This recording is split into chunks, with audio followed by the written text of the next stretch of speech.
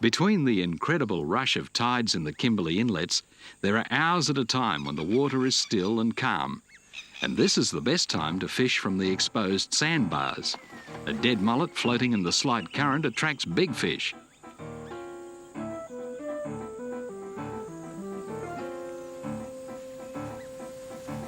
Good fish.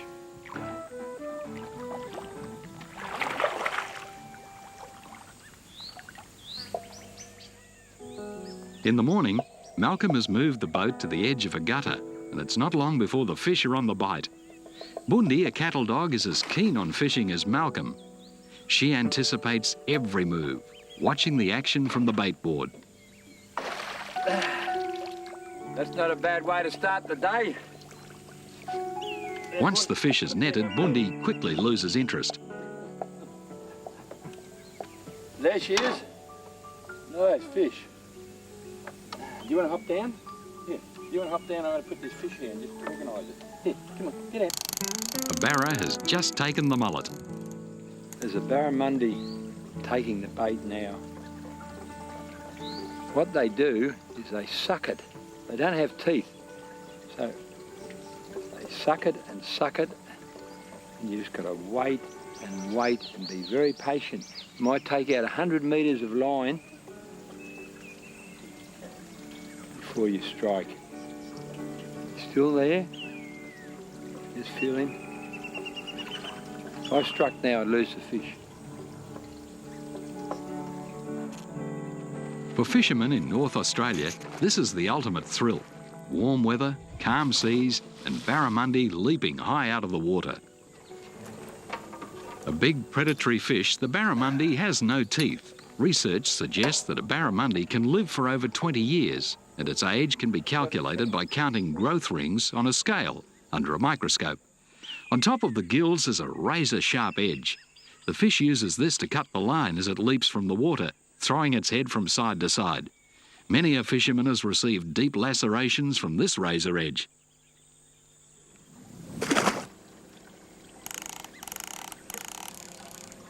He's on, he's on. In parts of North Australia, commercial net fishing has decimated the barramundi population. Fortunately, here in the West Kimberley, the huge 10-metre tides prevent professional fishermen setting their nets. This protects the barramundi from over-exploitation. Adventure tourism and recreational fishing is the potential asset for the future of the Kimberley.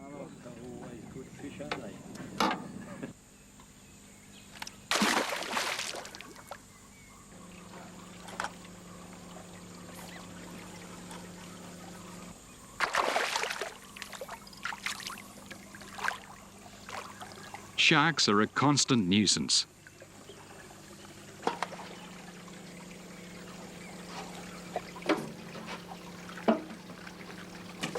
Now that's what I don't want. Oh.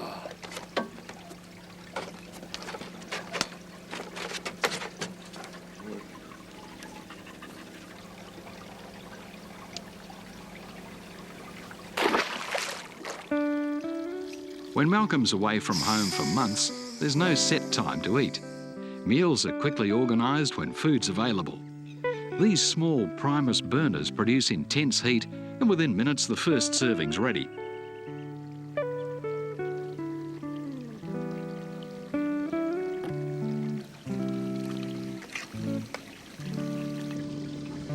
Fish that cannot be released are always eaten. More Australians would like to catch a barramundi than any other fish. I would call it an obsession, almost a religion here in North Australia. I think because it's such a regal-looking fish, and when you hook it, it comes out of the water throwing its head, and you can see the fish that you've got on the line, but quite often you don't actually land it. And if you are lucky enough to land a barra, beautiful eating fish. In the Kimberley, when the crocodiles are exceptionally curious or aggressive, Malcolm suspends an old fishing net around the boat to protect him and Bundi during the night. If a crocodile attempted to climb into the boat, it would tangle in the net. Malcolm always sleeps in the boat in case the anchor drags with the rushing and rising tide. Bundy always tries to help. That'll be good. It'll be good.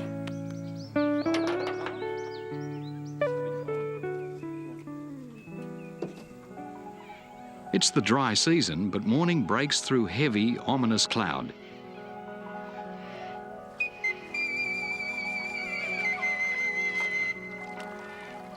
The hot, humid conditions keep the barramundi on the bite.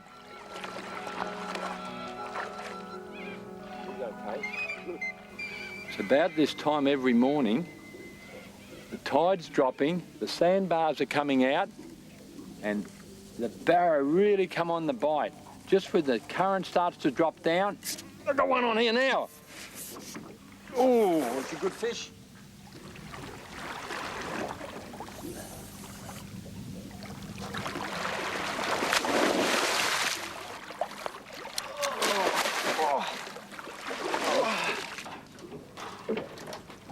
You got your salmon there, mate? Salmon, barra.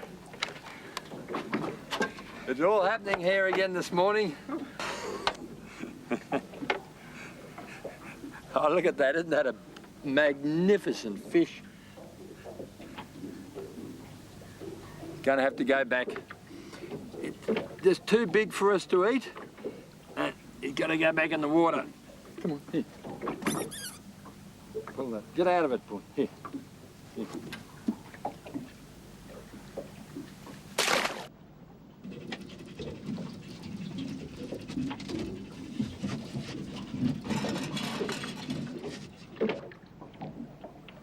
Some mornings, with the barra really active, their leaps are amazing.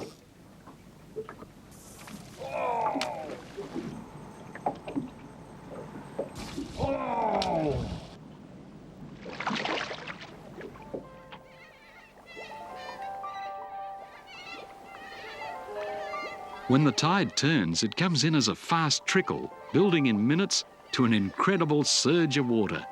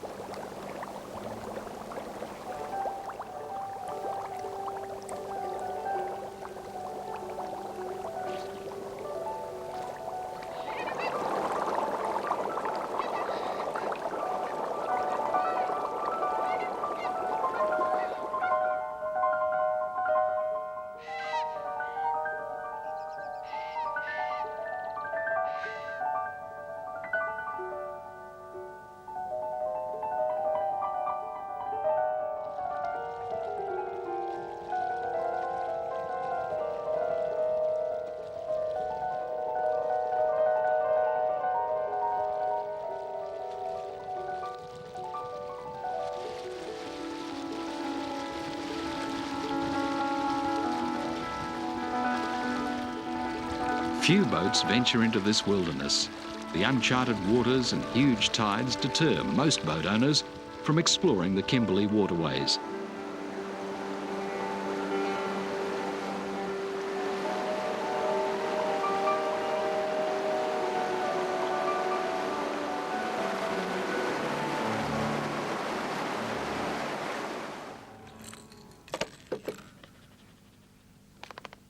Another good time to fish is just at the start of the ebbing tide, before the current is too strong.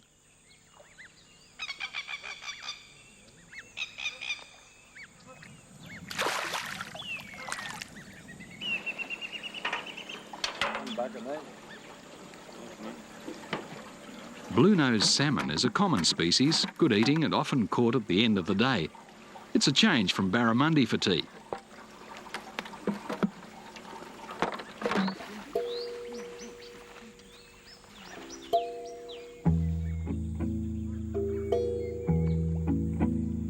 The evening meal's always prepared before sundown.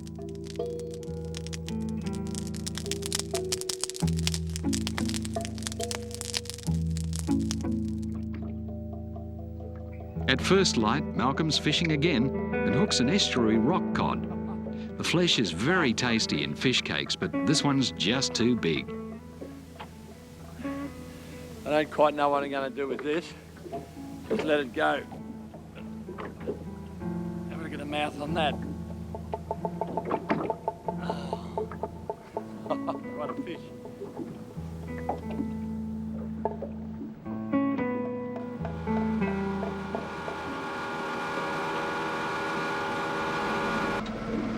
Leaving Walcott Inlet, the men motor for days, north along the coast to fresh fishing spots.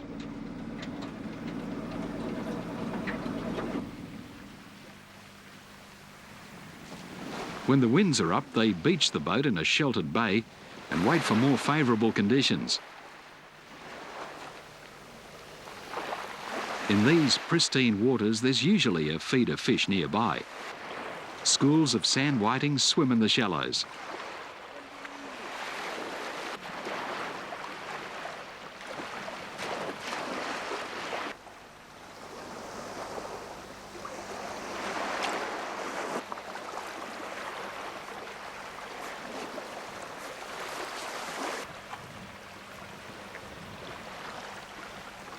Although small, whiting is splendid eating.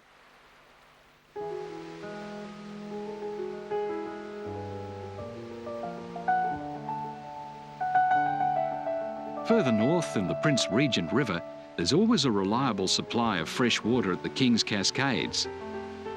Now a popular destination for adventure charter boats, it was at the base of these falls that American tourist Ginger Meadows was killed by a saltwater crocodile in March 1987.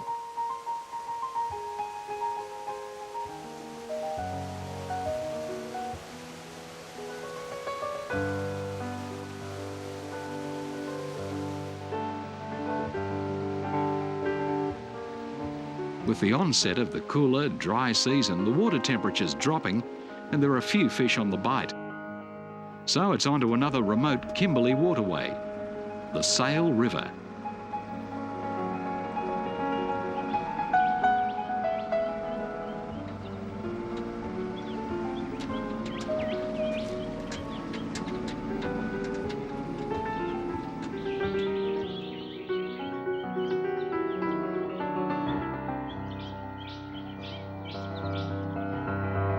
The stark, rugged Kimberley gorges are full of surprises.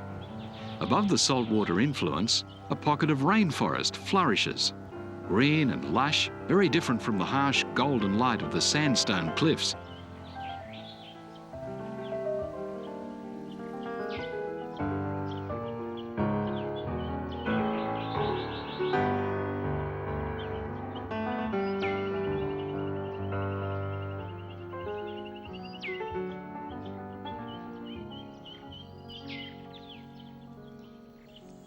Only 50 metres from the rainforest, they beach the boat on the dropping tide. Between tides, the river's tranquil and there's ample time to flick a lure and pick up a fish or two for a feed.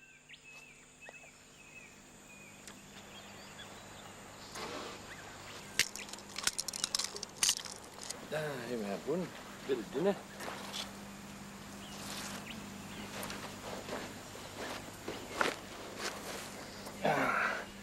When we're out in the bush for weeks at a time, most of our main meal is fish on the hot coals and damper in the hot sand.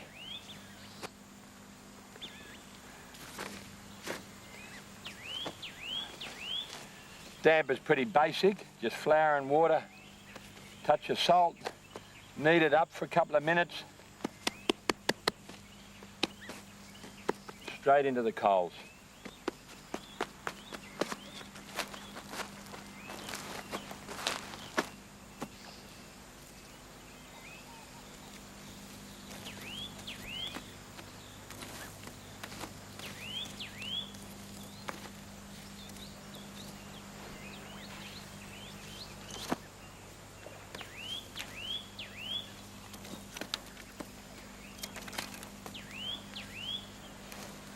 There we are, over onto the wood there.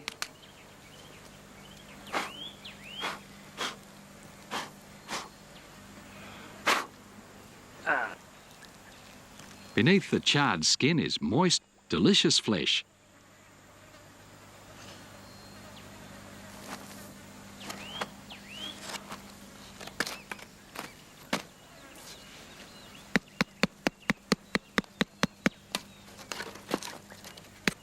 knock all the sand off and the ash.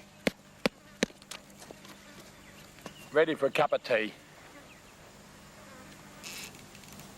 It will be several days before the tide reaches this far upriver again. So it's cod cakes for tea.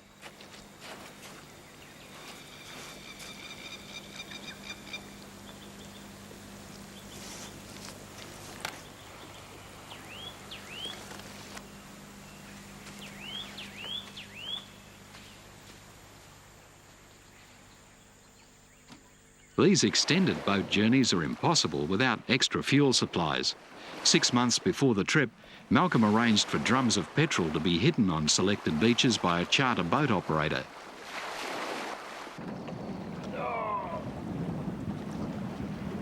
The most common fish in these waters is the trevally, and they're usually the first fish to attack a lure.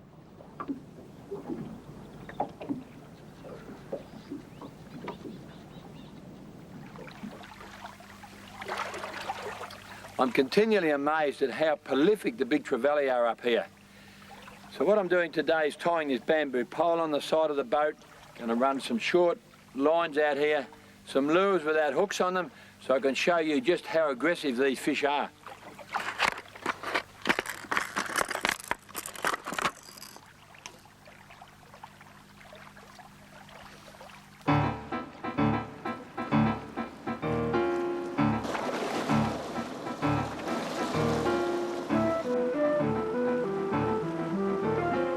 With the hooks removed, the fish are not injured in any way.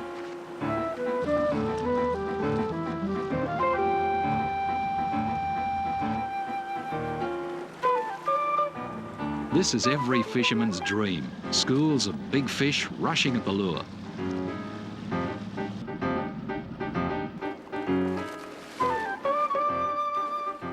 Some of the larger trevally drag the lure a metre or more sideways before releasing it.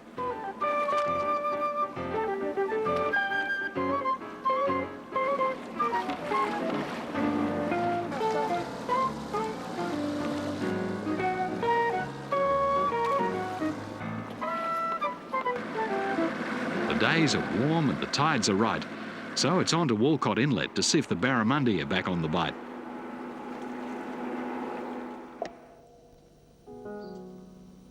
Late afternoon, they anchor in a small tidal creek, waiting for the rising tide. An inquisitive crocodile spots the dog.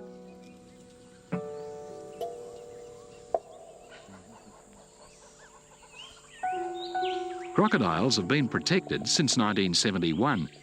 These younger ones have never been hunted. They have little fear of humans and can be very dangerous. They're quite capable of climbing into the boat, and with its mouth open, this one's ready to attack.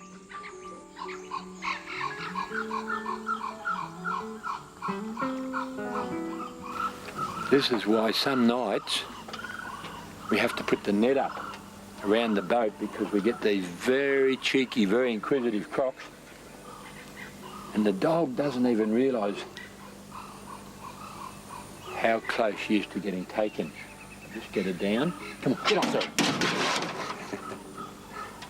Crocodiles can jump 2/3 of their body length out of the water to seize prey.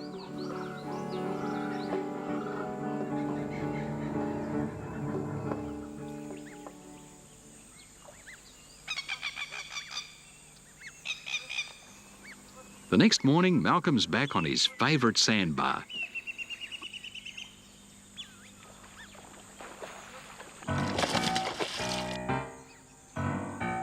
He's been living on the boat for over a month, but the thrill of hooking a good fish has not diminished.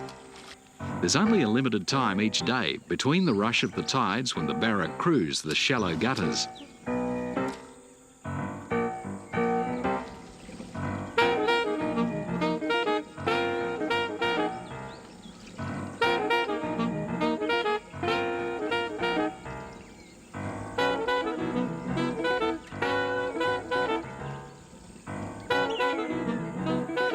This is a really big barramundi.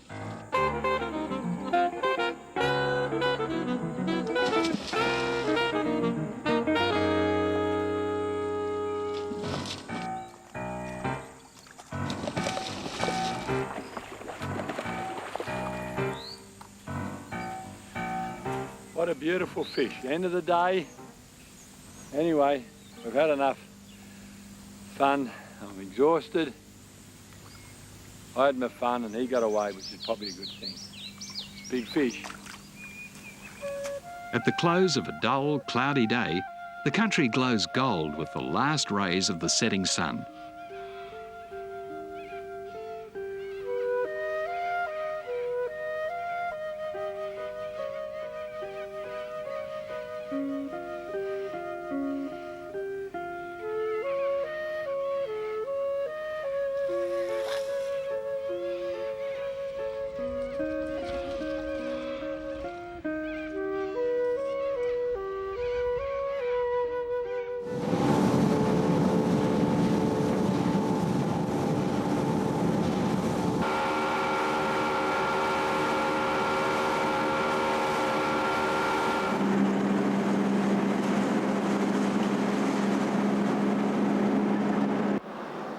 After weeks in the boat, it's time to try a very different kind of fishing.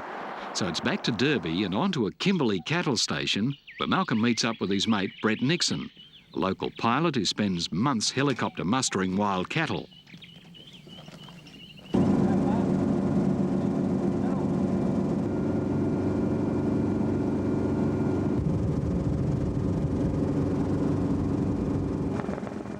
This is the ultimate fishing adventure, heading into the roughest country in Australia, looking for water holes where probably no one's ever fished before.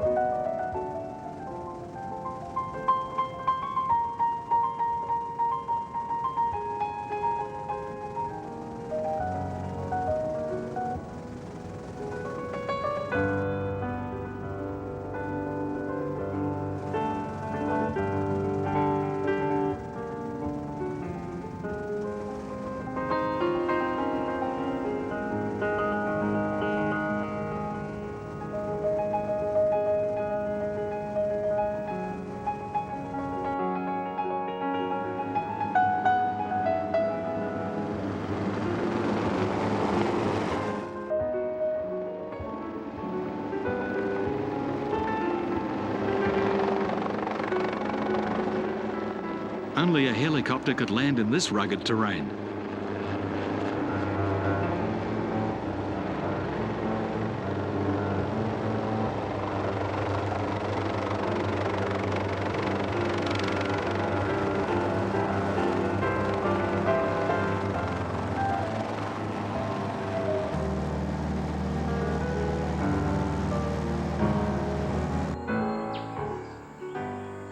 Malcolm has a lure in the water in no time.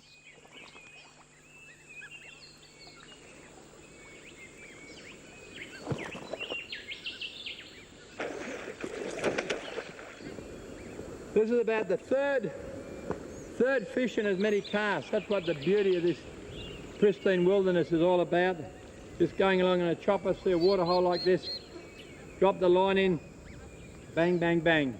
Barramundi after barramundi. Down here in the water, for every fish that we catch, there's another 10 or 15 coming up and looking at the lure and going back. Keep a couple of these for a meal and let the rest go. Just get the hook ready, mate.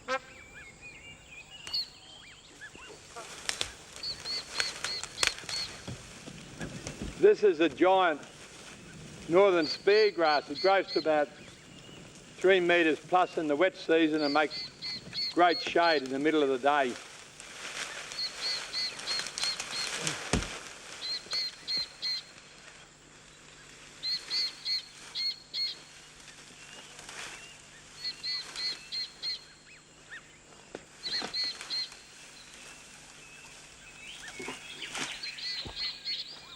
Very little gear can be carried in a helicopter, but Malcolm does have 2 fishing lines on board, including his favourite Daiwa rod and reel, a landing net, and a small inflatable boat.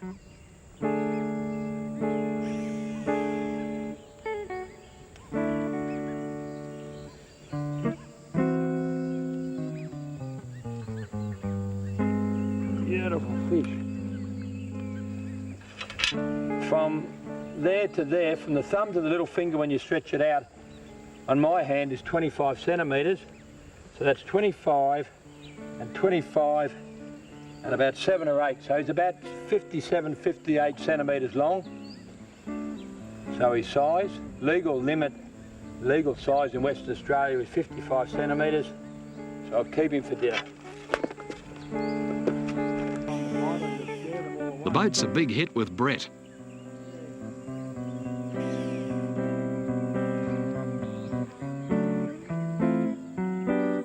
A short hike to the other end of the waterhole's well worth the effort. These landlocked billabongs are connected to the salty estuaries when the barramundi and mangrove jack migrate upriver on the monsoonal floods. It's a nice little mangrove jack. There he is. Good fighters, they always go down deep. You've got to be careful with the snags. They don't jump like the barra, they go in under the logs. So you've got to have a fairly tight line and be ready for them and get them straight out of those snags, otherwise you're going to lose your lure and everything else. But beautiful eating fish.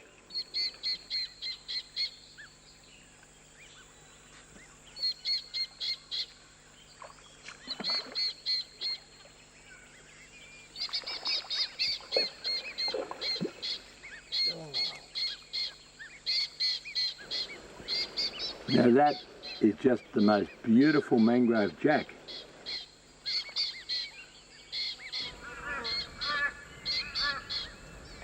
Late afternoon light, the wind's dropping, the fish should be on the bite, except I can't move. All right, we go out in the middle here. One net.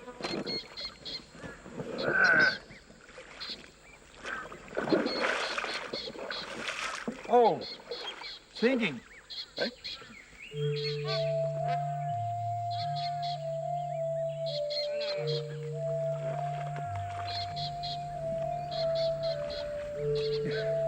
Good fish too.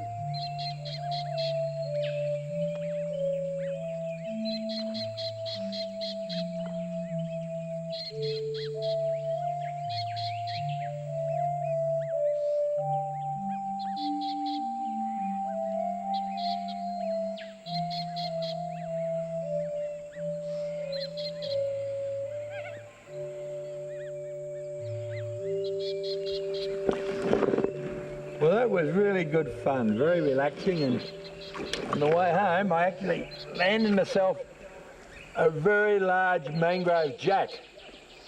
All I got to do now is get out of the dinghy.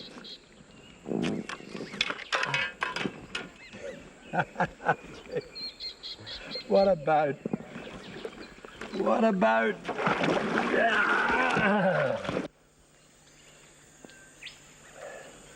When we're travelling around in a helicopter, we can't carry our swag. So it's just a matter of organising a nice bit of sand. And I've got a sleeping sheet here to keep the mosquitoes off. Ah, that's beautiful.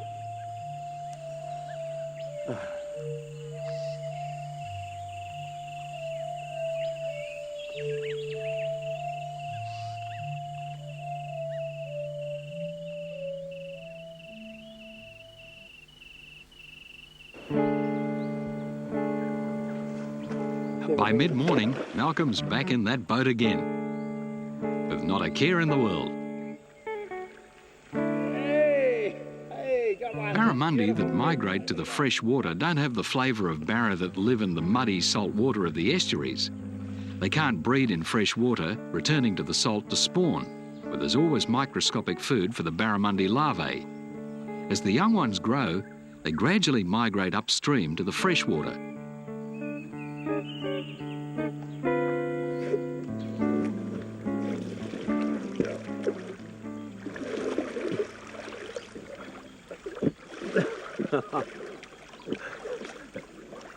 That would be the most awkward, useless boat I've ever owned in my life. One of the problems is that it sprung a leak And once you just get in there, can't move. All good fun though, because I got myself a very nice barramundi. How's that for lunch? There we are. Good fish. Oh.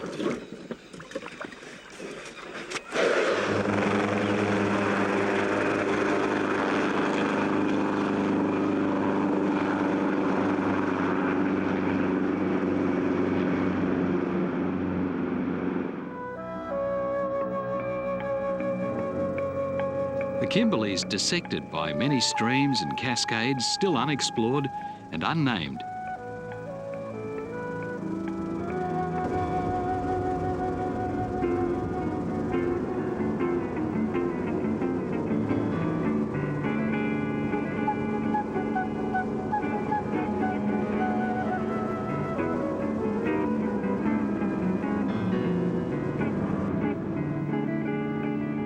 After a 30-minute flight, the men follow a rugged gorge downstream until they find a ledge flat enough to land the helicopter.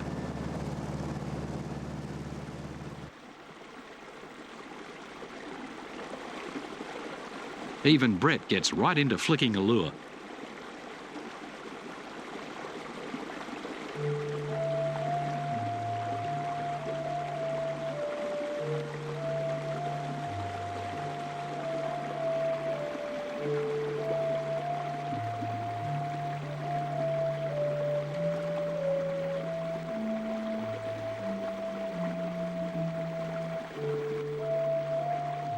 What a special place. Clean, fresh water and small barra hitting the lure with every cast.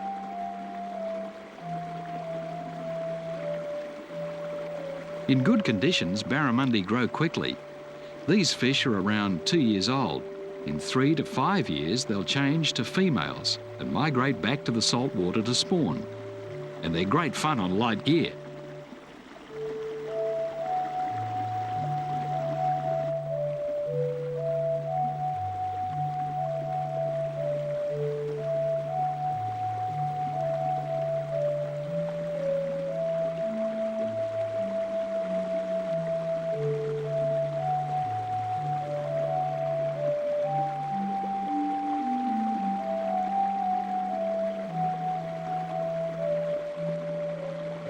Just as they're about to head back, Malcolm lands a good fish.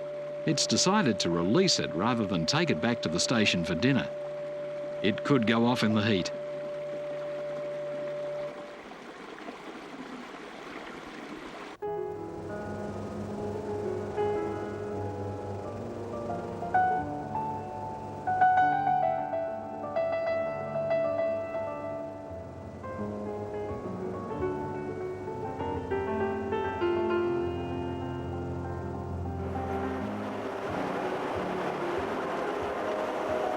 Days later, Malcolm's back on the road again, towing the boat 1,000 kilometres to Wyndham in the East Kimberley. It's now well into the cooler, dry season. The speargrass is yellowed and the boab trees, unique to this part of Australia, have lost their leaves to conserve moisture. The first rains are still months away.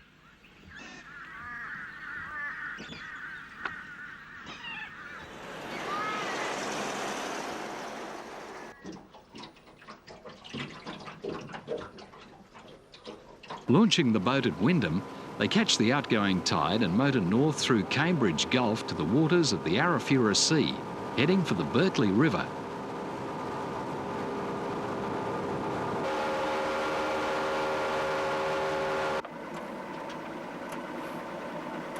The East Kimberley coast is inhospitable and rugged. It's wild country.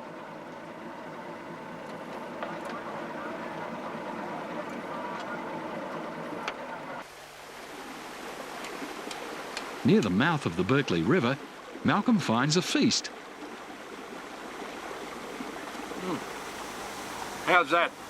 Fresh oysters on the rocks. As many as you can eat. Behind the boat, a cascade of pure fresh water. Oysters are plentiful in the mangroves too. Large clumps attached to the roots. just right for cooking.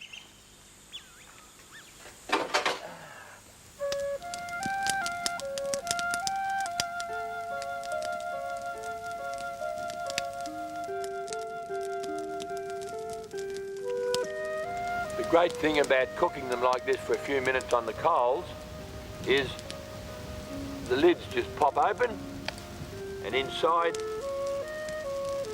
a sweet, delicious cooked oyster.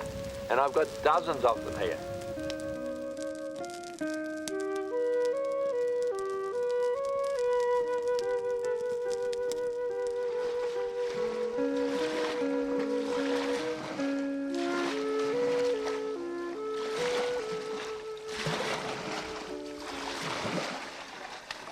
At the Berkeley River mouth, deep gutters form where the tidal waters rush past high sandbars. Small queenfish feed here in the back currents and eddies, and they're great fun on spinning gear. Even Bundi loves the action.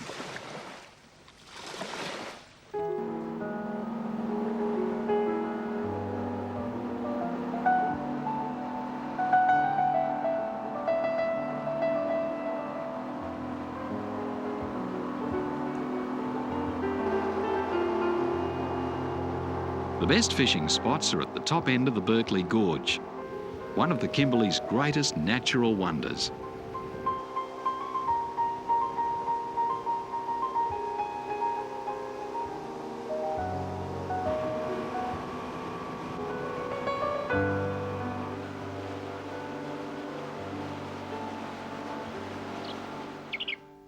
The salt water meets the fresh at a rock bar, inundated at high tide. It's a great spot for barramundi.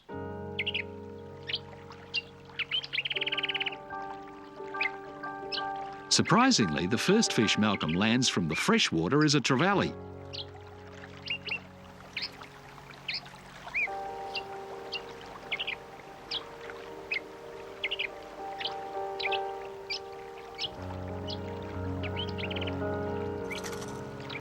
For the next few days, small barramundi are active. Then the fish go off the bite.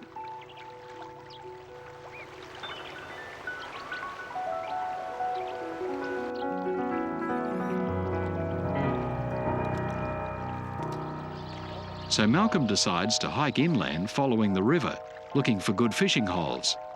But first, the boat has to be positioned mid-river so it does not foul on the rocks at low tide. Bundi's eager to lend a hand.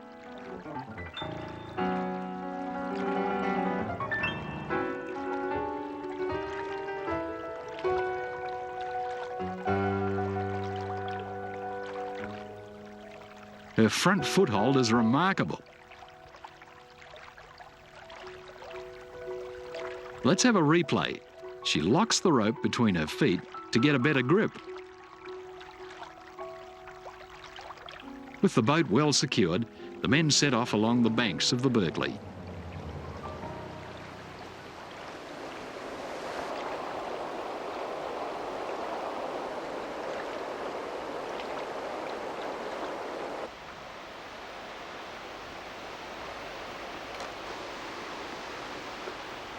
Two hours later, they reach a rocky escarpment. A picture postcard spot. Ideal water to flick a fly.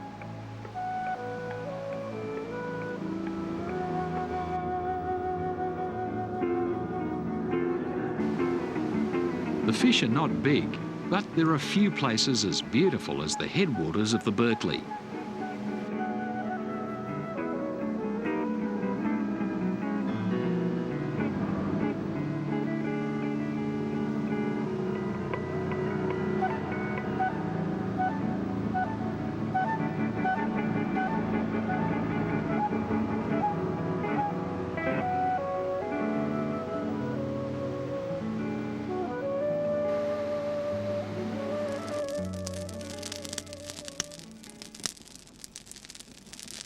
In these inland waters, sooty grunter are plentiful. Cooked on the coals, they're an acceptable feed.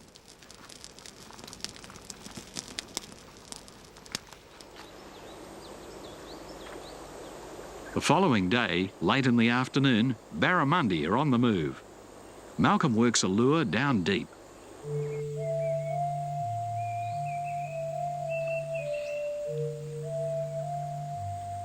As the last rays of the setting sun fire the gorge, Malcolm hooks something very big. When the fish breaks the surface, he realises it's a massive barramundi.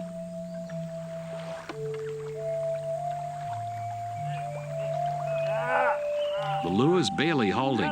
It's hooked by the lip, and he's lucky to net this mighty Berkeley Barra. Berkeley Barra! Oh! Oh, and the sun's just going down. We've been here since 6 o'clock this morning. Just moving him up there. The tide's coming in. I'll just get the dog off this rock because the crocodiles will be coming up with the tide. And that's one mighty fish. Oh!